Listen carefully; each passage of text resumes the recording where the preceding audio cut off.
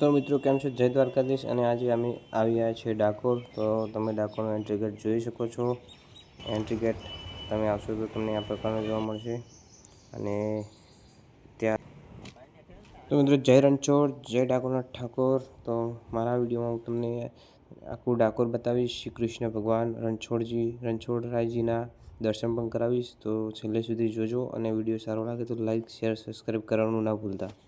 જ્યારે પણ તમે ડાકોર જાઓ તો તમારે આવી ગલીઓમાં થઈને શ્રી ઠાકોરજી મહારાજના દર્શન કરવા, ડાકોરના ઠાકોર એવા રણછોડરાયના મંદિરે તમારે જવું પડશે। અને તમને રસ્તામાં તમારે જે પણ ખરીદવું હોય આવી દુકાનો પણ તમને મળી રહેશે।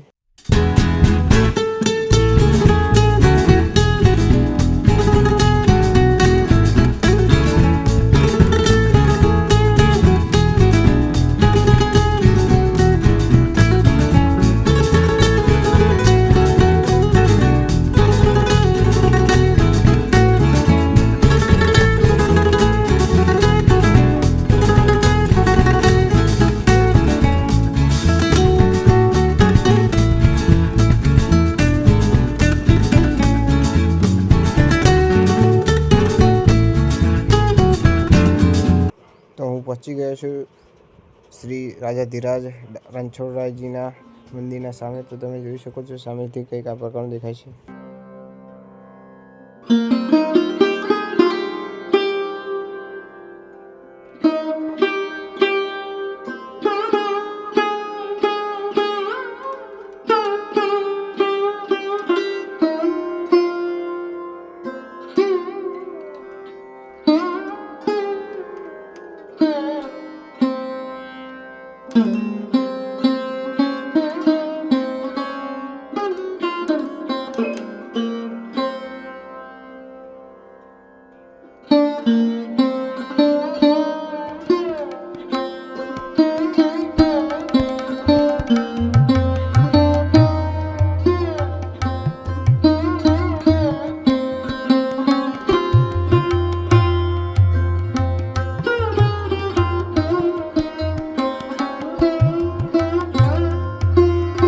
જ્યારે પણ દર્શન હોલમાં પહોંચશો તો તમને આ પ્રકારના ઠાકોરજી મહારાજ શ્રી રણછોડરાયજી મહારાજના દર્શન તમને થશે।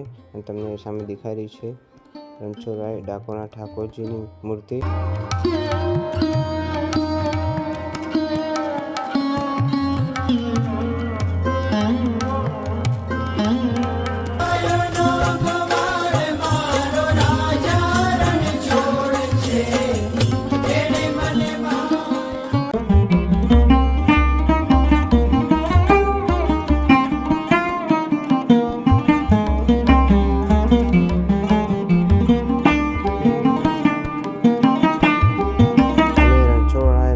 દર્શન કરીને અને હવે જઈ રહ્યા છીએ ગોમતી તળાવ તરફ।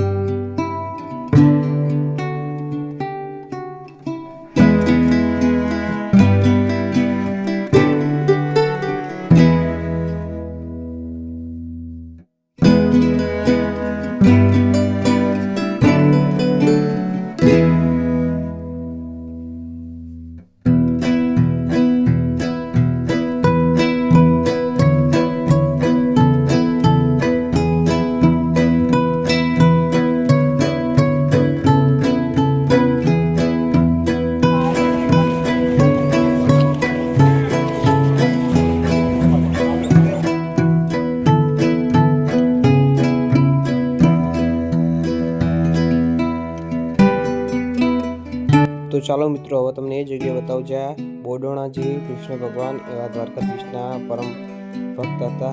એમને જ્યાં ડાકોરમાં લાવીને કૃષ્ણ ભગવાનને તળાવની વચ્ચોવચ્ચ સંતાડ્યા હતા એ હાલમાં અત્યારે ત્યાં મંદિર છે અને તળાવની વચ્ચોવચ્ચ છે। તો ત્યાં શ્રી કૃષ્ણ એવા ડાકોરના ઠાકોરજી મહારાજનું મંદિર છે અને ત્યાં પાછળ નાનું ખોડિયાલમાનું મંદિર પણ છે। એનું રહસ્ય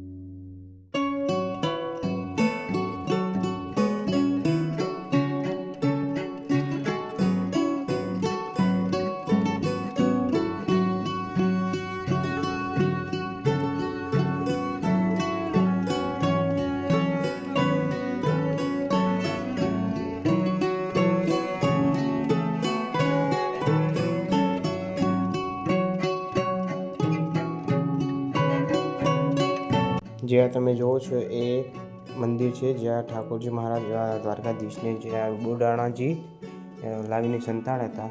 અને આ પાછળ ખોડિયારમાંનું નાનું મંદિર પણ છે.